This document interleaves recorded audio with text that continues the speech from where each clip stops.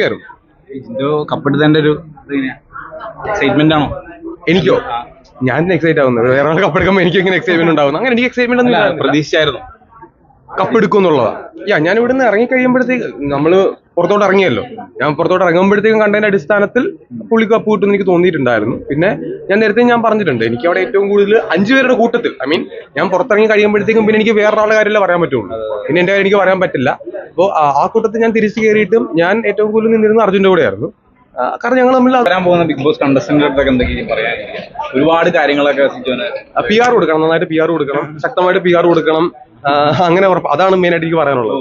അതെ, അങ്ങനെ പറയാൻ കാരണം ഇത്തവണ ഞാൻ ഒരുപാട് PR നെ കുറിച്ച് വ്യക്തമായിട്ട് ഞാൻ അറിഞ്ഞിട്ടുള്ളതുകൊണ്ട് ശക്തമായിട്ട് PR കൊടുത്ത്, അല്ലെങ്കിൽ PR-ന്റെ ബേസിൽ തന്നെ ഒരുപാട് കാര്യങ്ങൾ മുന്നോട്ട് പോയി ഇത്തവണ ഞാൻ അറിഞ്ഞിട്ടുണ്ട്. അപ്പോൾ സ്വാഭാവികമായിട്ട് അത് അങ്ങനെ. അപ്പോൾ എനിക്ക് മെയിനായിട്ട് പറയാനുള്ളത് അതുകൊണ്ട് തന്നെയാണ്. ഇത്തവണത്തെ വിന്നർ അപ്പൊ PR എന്നുള്ള രീതിയിലേക്ക് ഞാൻ ഒരാളല്ല ഉദ്ദേശിച്ചത്, ഞാൻ 100 ആൾക്കാർ ഉദ്ദേശിച്ചത്.